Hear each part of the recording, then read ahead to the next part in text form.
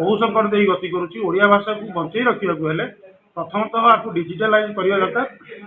आ पिलामानंकु तृणमूल स्तर सरकार प्रचेषार ओडिया भाषा प्रति भागभर केमती हे से प्रति यत्नशील हवा दरकार। प्रति स्कूल रे शिक्षक मान यत्नशील हवा दरकार। या सरकार को आपन किछ निवेदन करिवे? निवेदन तो निश्चित आम ओडिया आम गर्व सरकार लंबा समय धरिक आलोचना कर फलप्रद सेमती सरकार कर अलग कथा कि सरकार मुख्य अभिमुख्य रहे आम ओडिया ओडिशार गर्व गौरव ओडिया साहित्य को उन्नति करने दिगरे सरकार प्रथम पदक्षेप नेवा दरकार। जहाँ अन्य काम गुड़ाक अपेक्षा ये प्रथम नेवा दरकार। से पदक्षेप कौन हवा दरकार जो कि आरंभ समय प्रारंभ पिलामानंकु साहित्य प्रति रुचि रखा चेष्टा करवा। डिजिटालाइज कले सारा विश्व में साहित्य को ओडिया को चिन्ह पारे लोक किसी माने अच्छी आपंकर इंडिया टिके बाहर को पड़ती इंडिया भी लोक चिन्ह ना ओडिशा गोटे राज्य कौटी अच्छी।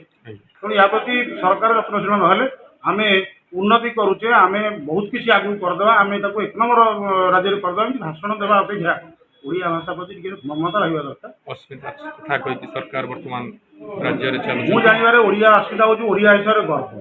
तो आम गर्व करुचे मन भाविले हेनी ना आम गर्व करुचे लोक पाखे पहुँचा दरकार। आम के गर्वित आम भाषा से आम कम करिया लोक मैंने जानवा दरकार। ये कवि लेखक संगठन सप्तवार्षिक जो कार्य सारस्वत सम्मान दि जाऊला से मुझे सारस्वत सम्मान 2026 पाई।